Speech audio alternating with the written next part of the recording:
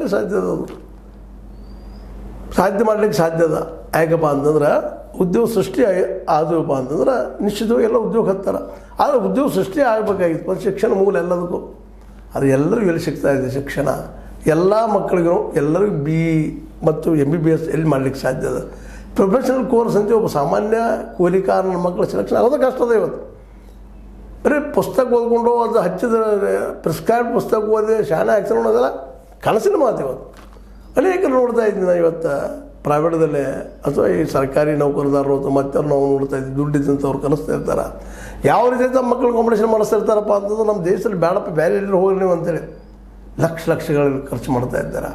MBBS ಕೋಟಿಗಳು ಪ್ರೈವೇಟ್ದಲ್ಲಿ ಖರ್ಚು ಮಾಡಿ ಎಷ್ಟು ಜನ ಅವ್ರು ಹೊರಗೆ ಬಂದ ತಕ್ಷಣ ದುಡ್ಡು ಮಾಡ್ಕೊಳ್ಳಿ ಬೆನ್ನು ಹತ್ತಿ ಬಿಡ್ತಾರೆ. ಇಂಥ ಪ್ರಸಂಗದಲ್ಲಿ ಇದು ಏನಾದರೂ ವ್ಯವಸ್ಥೆ ಮಾಡಲಿಕ್ಕೆ ಸಾಧ್ಯನಾ?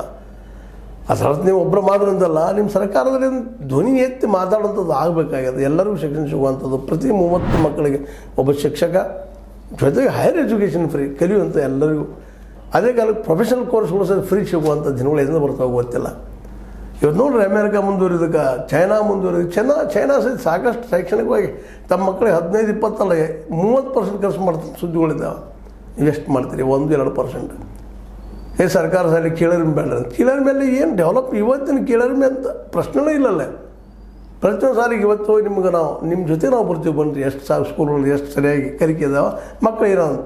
ಮಕ್ಕಳಿಗೆ ಇನ್ನೂ ಕನ್ನಡ ಕಾಗುಣಿತಗಳು ಬರ್ತಾ ಇಲ್ಲ.